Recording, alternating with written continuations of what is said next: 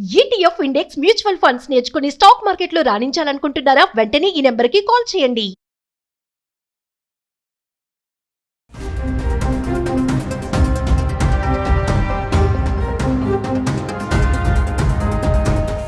అమెరికాలో తీవ్ర ఉద్రిక్తత. ప్రస్తుతం అక్కడ పరిస్థితులు చేయి దాటిపోయాయి. అవును, లాస్ ఏంజల్స్లో ఎమర్జెన్సీని కూడా ప్రకటించిందంటే అక్కడ సిచ్యువేషన్ ఎలా ఉందో అర్థం చేసుకోవచ్చు. పూర్తిగా కర్ఫ్యూతో అన్ని సేవలు నిలిచిపోయాయి. వలస సేవలు, సుంకాల అమలు విభాగం చేస్తున్న అక్రమ వలసదారుల అరెస్టులకు నిరసనగా అమెరికాలోని లాస్ ఏంజలస్లో మొదలైన ఆందోళనలు దేశమంతటా విస్తరించాయి. ఒకవైపు కేంద్ర బలగాల మోహరింపు, మరోవైపు నిరసనలతో పలు నగరాలు అట్టుడిగిపోతున్నాయి. ఆందోళనలకు కేంద్ర స్థానంగా ఉన్నటువంటి లాస్ ఏంజలస్లో పోలీసులు ప్రస్తుతం కర్ఫ్యూ విధించారు. అత్యవసర పరిస్థితిని మేయర్ ప్రకటించారు.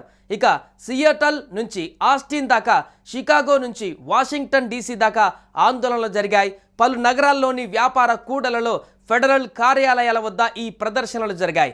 ఐస్కు వ్యతిరేకంగా ప్రజలు నినదించారు, ప్లకార్డులు ప్రదర్శించారు. రానున్న రోజుల్లో మరిన్ని భారీ ఆందోళనలకు నిరసనకారులు పిలుపునిచ్చారు.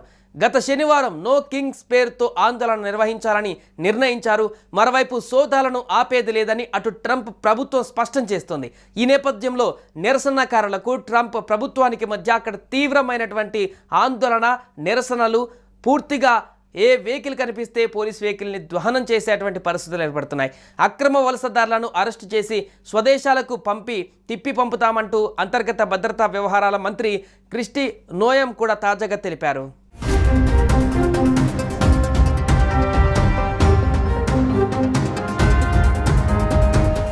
లాస్ ఏంజలస్కు సమీపంలోని శాంతా అనాలో ప్లకార్డులతో ఆందోళనకారులు నిరసన తెలిపారు.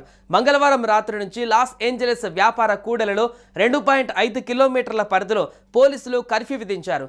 గుంపును చెదరగొట్టే ప్రొజెక్టైల్స్ను మోహరించారు. మరోవైపు ఎమర్జెన్సీని విధిస్తూ మేయర్ కరెన్ బాస్ ఉత్తర్వులు జారీ చేశారు. తొలుత బుధవారం ఉదయం వరకు కర్ఫ్యూ ఉంటుందని ప్రకటించిన మేయర్ అది కొన్ని రోజుల పాటు కొనసాగనుందని వెల్లడించారు. 23 దుకాణాల లూటీ జరిగిందని ఈ సందర్భంగా ఆయన తెలిపారు. డౌన్ టౌన్లో నిరసనల సమయంలో ముసుగులు ధరించిన కొందరు వ్యక్తులు యాపిల్ స్టోర్లోకి ప్రవేశించారు. స్టోర్ కిటికీ అద్దాలను ధ్వంసం చేసి గ్యాడ్జెట్లను దోచేశారు. మరికొన్ని దుకాణాలలోకి చొరబడి ధ్వంసం చేశారు.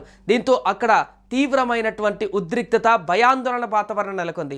ఇక ఆస్టిన్లో ఆందోళనకారులకు పోలీసులకు మధ్య జరిగిన ఘర్షణలో 4 అధికారులు గాయపడ్డారు. పోలీసులు మంటలను, నొప్పిని కలిగించేటువంటి కెమికల్స్ను ఆందోళనకారులపైకి ప్రయోగించారు. ఇంకా పెప్పర్ స్ప్రేను, బాష్ప వాయువులను వదిలారు. ఆందోళనకారులు రాళ్లు, సీసాలు విసిరేశారు. డలాస్లోని సిటీ వంతెన పైన 100 మంది నిరసన ప్రదర్శన నిర్వహించారు. నేషనల్ గార్డులు, మెరిన్ల మోహరింపును నిలిపివేయాలని కాలిఫోర్నియా గవర్నర్ గవిన్ న్యూసమ్ కోర్టుకు విజ్ఞప్తి చేశారు. ప్రపంచ ప్రఖ్యాత టిక్టాక్ స్టార్ కాబీ లేమ్ అమెరికాను వీడారు. వీసా గడువు ముగిసిన ఆయన అక్కడే ఉండడంతో లాస్ వెగాస్లోని విమానాశ్రయంలో ఐస్ అధికారులు అదుపులోకి తీసుకున్నారు. ఆ తర్వాత దేశం వీడటానికి ఆయనకు అనుమతించారు. ఇలా రోజుకొక ప్రాంతంలో తిరుగుబాటు అక్కడ బీభత్సమైనటువంటి స్థాయికి చేరుతుంది. ఈ తిరుగుబాటును అణిచివేసేటువంటి చట్టాన్ని కూడా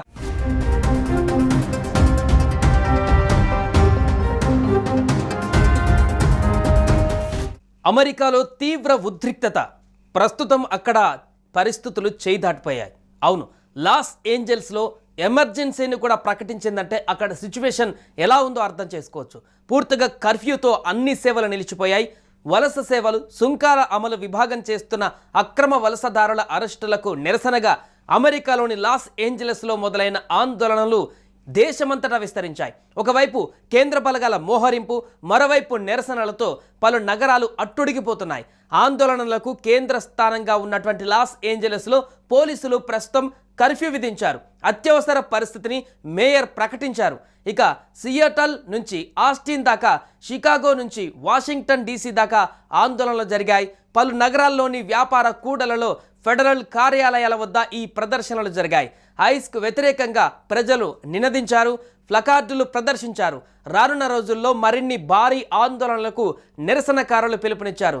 గత శనివారం నో కింగ్స్ పేరుతో ఆందోళన నిర్వహించాలని నిర్ణయించారు. మరోవైపు సోదాలను ఆపేది లేదని అటు ట్రంప్ ప్రభుత్వం స్పష్టం చేస్తోంది. ఈ నేపథ్యంలో నిరసనకారులకు ట్రంప్ ప్రభుత్వానికి మధ్య అక్కడ తీవ్రమైనటువంటి ఆందోళన, నిరసనలు. పూర్తిగా ఏ వెహికల్ కనిపిస్తే పోలీస్ వెహికల్ని దహనం చేసేటువంటి పరిస్థితులు ఏర్పడుతున్నాయి. అక్రమ వలసదారులను అరెస్టు చేసి స్వదేశాలకు తిప్పి పంపుతామంటూ అంతర్గత భద్రతా వ్యవహారాల మంత్రి క్రిస్టి నోయం కూడా తాజాగా తెలిపారు.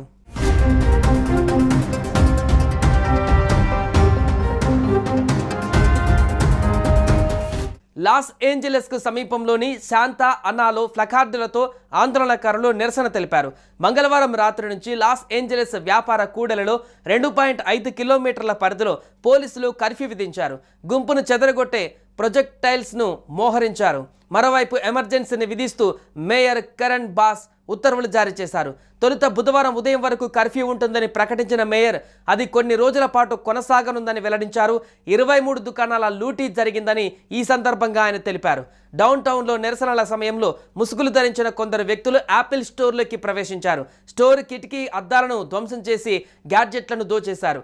మరికొన్ని దుకాణాల్లోకి చొరబడి ధ్వంసం చేశారు. దీంతో అక్కడ తీవ్రమైనటువంటి ఉద్రిక్తత, భయాందోళన వాతావరణం నెలకొంది. ఇక ఆస్టిన్లో ఆందోళనకారులకు పోలీసులకు మధ్య జరిగిన ఘర్షణలో 4 అధికారులు గాయపడ్డారు. పోలీసులు మంటలను, నొప్పిని కలిగించేటువంటి కెమికల్స్ను ఆందోళనకారులపైకి ప్రయోగించారు. ఇంకా పెప్పర్ స్ప్రేను, బాష్ప వాయువులను వదిలారు. ఆందోళనకారులు రాళ్లు, సీసాలు విసిరేశారు. డలాస్లోని సిటీ వంతెన పైన 100 మంది నిరసన ప్రదర్శన నిర్వహించారు.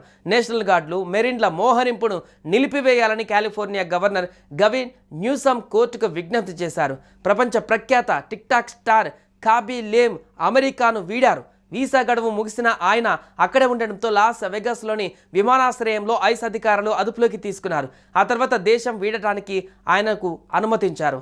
ఇలా రోజుకొక ప్రాంతంలో తిరుగుబాటు అక్కడ బీభత్సమైనటువంటి స్థాయికి చేరుతుంది. ఈ తిరుగుబాటును అణిచివేసేటువంటి చట్టాన్ని కూడా ప్రయోగించడానికి సిద్ధంగా ఉన్నామంటూ అధ్యక్షుడు ట్రంప్ స్పష్టం చేయడంతో ఇది మరింత రెచ్చగొట్టేటువంటి విధంగా నిరసనకారులకు ఏర్పడడంతో మరింత ఆందోళన నెలకొంటుంది.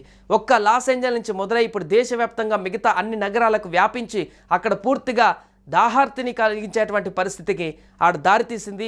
అక్కడ అమెరికాలో ఉన్నటువంటి ప్రజలందరూ కూడా భయాందోళనకు గురయ్యేటువంటి పరిస్థితి అక్కడ ఆందోళనలు కొనసాగుతున్నాయి. గత కొన్ని సంవత్సరాలుగా చాలా కాలంగా అమెరికాలో ఎప్పుడూ కూడా జరగడంత విధ్వంసం అయితే ఇప్పుడు కొనసాగుతుంది.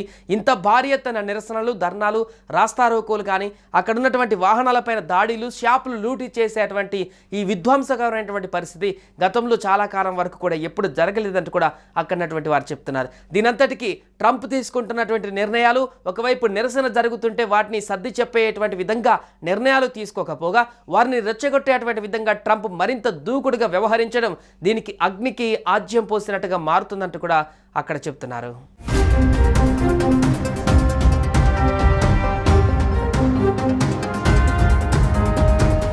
సుమన్ టీవీలో మీ పర్సనల్ అండ్ బిజినెస్ ప్రమోషన్స్ కోసం కింది నెంబర్కి కాంటాక్ట్ చేయండి.